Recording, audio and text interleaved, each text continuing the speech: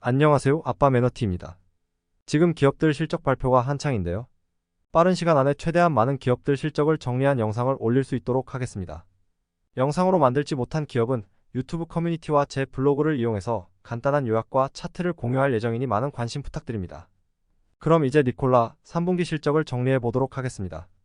8월에 전기 트럭이 화재로 인해 전량 리콜이 됐었습니다.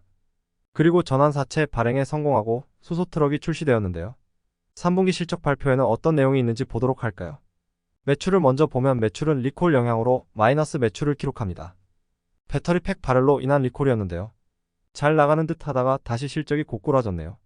리콜을 한 만큼 적자 폭도 다시 커졌습니다. 영업 적자가 226밀리언 달러인데요. 매출은 마이너스 1.7밀리언 달러인데 매출 원가가 124밀리언 달러 정도가 나왔어요. 매출을 인식하는 시점이 니콜라에서 딜러에게 차가 인도되는 시점인데 이번 리콜로 딜러에게서 다시 7대의 트럭을 재구매하게 되어 마이너스 값이 나왔습니다. 일반적으로 매출 원가에는 부품, 자재, 인건비, 간접비 등이 포함되어 있는데 여기에 예상 보증 예비비, 리콜 비용, 재고 상각 비용이 추가로 들어갔습니다. 리콜 대수는 209대, 비용은 61.8밀리언 달러라고 합니다. 이 금액은 부채로 잡힐 예정이며 회사는 대체 배터리 팩이 나올 때까지 인도를 보류하고 있으며 2024년 1분기에 리콜된 전기 트럭을 고객들에게 다시 보낼 계획이라고 하네요. 고객들에게 다시 보내질 때 배터리 팩만 개조하는 게 아니라 예약 충전, 출발 기능과 더 향상된 HMI, 블루투스 기능을 넣어준다고 하네요. 이것을 2.0으로 부른다고 합니다. 참고로 HMI는 휴먼 머신 인터페이스로 사람이 자동차를 더 편하게 이용하기 위한 기능이나 인터페이스라고 보시면 될 것 같아요. 비용은 2분기보다 줄였으나 일반 비용은 거의 줄이지 못했습니다. 고스란히 적자로 반영되는 거죠. 연구 개발비가 감소한 것은 수소트럭 외부 개발비가 감소해서 그런데요. 비용 자체가 매출보다 몇 배씩 쓰고 있는 상황이었고 점점 그 비중을 줄이고 있는 와중에 생긴 리콜이라 더 안타깝습니다. 전기트럭 생산량과 인도량을 보면 2022년 4분기부터 인도량이 차차 20대, 31대, 45대 늘다가 3분기에는 3대 밖에 인도하지 못했습니다. 리콜로 인해서 생산된 것도 없고요. 실적 보고서를 보면 완성이 되었어도 작업 중 재고, 즉 제공으로 반영돼서 생산된 게 없다고 표현된 것 같네요. 분야별 매출액은 당연히 리콜이 돼서 트럭 부문은 마이너스 수치가 나왔고요. 서비스도 2분기에 3.4밀리언 달러의 흑자였는데 3분기는 0.6밀리언 달러의 적자로 전환되었습니다.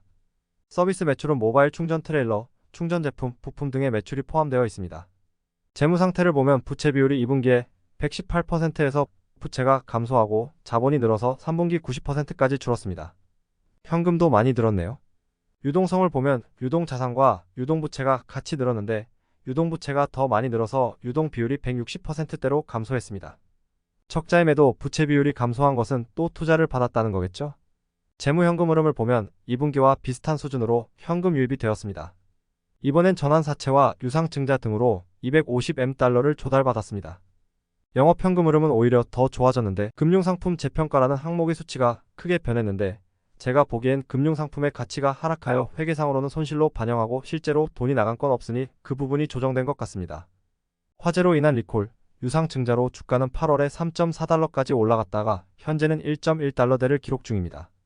컨퍼런스콜에서 2025년까지 에비타가 흑자가 되기 위해 600밀리언 달러가 필요하다고 했고 그중 3분기에 250밀리언 달러를 조달을 받았어요.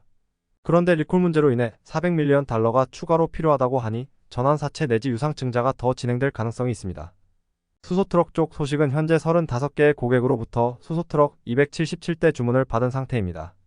그리고 3분기에 수소트럭 6대가 출시되었고 최종 품질 검토 중이라고 해요. 4분기에는 30에서 50대 정도를 인도할 것으로 예상하고 있습니다. 예상 매출은 11.3밀리언 달러에서 18.8밀리언 달러로 보고 있네요. 그리고 리콜 문제가 해결될 때까지 수소트럭에 들어가는 배터리 생산이 감소하면서 수익성이 더 악화될 것이라고 하네요.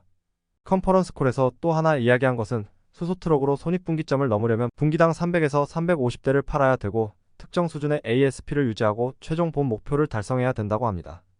ASP는 대당 평균 단가로 보시면 되고 봄이란 자재명세서라고 하는데 제가 해석하기에는 어떤 부품을 쓸지 몇 개나 소요되는지 등의 생산을 위한 표준이 안 잡힌 단계고 이것이 완성되어야 대량 생산이 가능할 것으로 보입니다. 원가 측면에서도 더 안정될 수 있고요.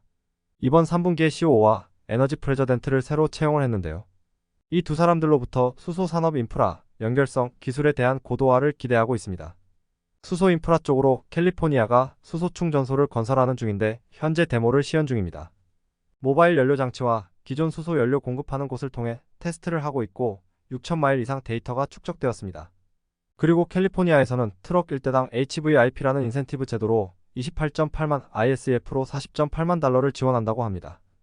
HVIP는 하이브리드 앤 이미션 트럭 언드 버스 바우처 인센티브 프로젝트를 줄인 말이고 ISF는 디너베이티브 스몰 이플리트라고 합니다. 대신 2024년 1월부터 캘리포니아에 들어가는 신규 트럭은 탄소 배출이 제로여야 해요. 이런 부분을 만족해야 인센티브를 제공받을 수 있습니다. 그리고 미국 에너지부에서 수소 산업을 지원하기 위해 70억 달러 이상의 지원을 계획하고 있어서 수소 단가를 더 낮출 수 있는 기회로 보고 있네요. 종합해보면 수소 트럭과 수소 인프라 구축을 위한 준비는 착실히 되고 있으나 의외의 사건들이 계속 나오는 것 같습니다. 언제나 그랬지만 주주들이 마음 편히 있기가 쉽지 않아 보입니다. 이번 리콜 사태가 잘 해결되고 4분기에 공식적으로 수소 트럭 매출이 기대대로 나와야 될 것 같고요. 지속적인 자금 조달과 차량 품질에 대한 모니터링이 필요할 것 같습니다. 물론 리비안, 루시드가 겪고 있는 대량 생산과 원가 절감도 기본으로 충족해야 될 것입니다. 결국 대외적으로도 수소 산업에 도움이 되는 방향으로 가고 있고 꿈에만 그리던 수소 인프라 구축과 수소 상용 트럭 출시로 니콜라와 주주가 꿈꾸는 그림에 다가갈 수 있게 되었는데요. 이제부터는 내부 역량이 정말 중요할 것 같습니다. 이번 리콜을 통해 미비한 점은 보완하고 대량 생산할 때는 이런 문제가 없게 만든다면 오히려 반전을 삼을 수 있는 계기가 되지 않을까 싶어요. 오늘의 영상은 여기까지입니다. 다음 주 수요일 오전에 루시드와 리비안 실적이 발표될 텐데요. 목요일에 두 기업 실적 정리한 영상을 올릴 수 있도록 하겠습니다. 시청해주셔서 감사합니다.